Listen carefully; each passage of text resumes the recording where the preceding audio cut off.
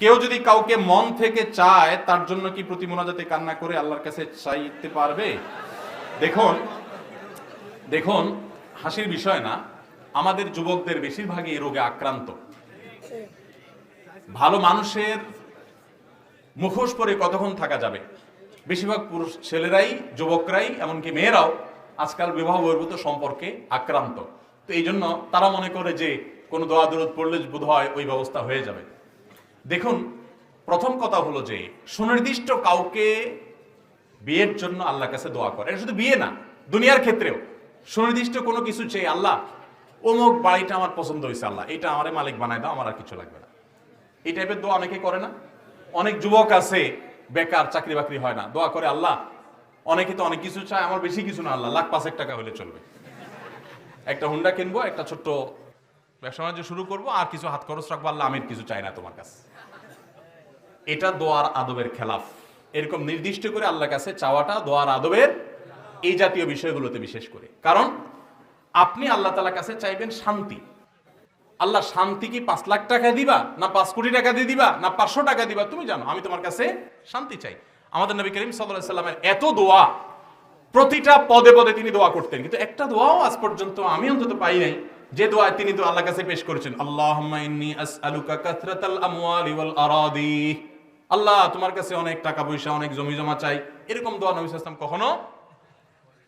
তাহলে উনি কি দুনিয়া চান নাই আল্লাহর কাছে? কিভাবে চাইছেন?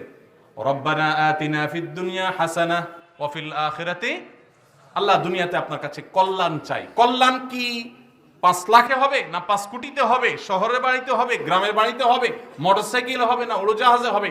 আমি কল্যাণ চাই। আল্লাহুম্মা ইন্নী আসআলুকাল আফিয়া, আল্লাহ আপনার কাছে আফিয়ত চাই, সুখ চাই, সমৃদ্ধি চাই। সেটা আপনি কিভাবে দিবেন আপনি জানেন। আল্লাহরে যদি আপনি এবার বাজেট ঠিক করে দেন, আল্লাহ সুখ শান্তিটা আমি বুঝবো, তুমি 5 লাখ দিলে হবে, তো এটা হলো জাহালত, এটা হলো অজ্ঞানতা আল্লাহর সম্পর্কে। অতএব দোয়া সঠিকভাবে করতে হবে।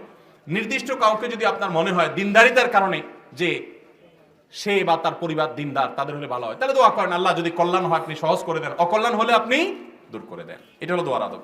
নিয়ম সমূহ কি কি? 3 ভাবে চুল রাখা সুন্নাত, জুম্মা, লিম্মা, অফরা। কান বরাবর, কাঁধ বরাবর, দুইটা মধ্যখান বরাবর, এই 3 ভাবে চুল রাখা সুন্নাত। আর পুরো মাথার চুল ছোট করা জায়েজ আছে।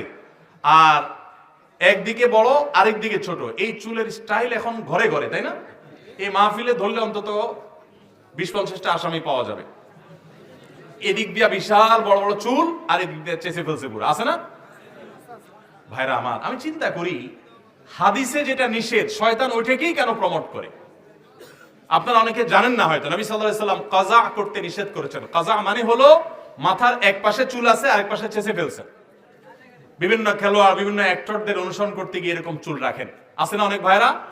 এটা গুনাহের কথা, এবং এরকম চুল রাখা জায়েজ নাই, এগুলো উদ্ভট।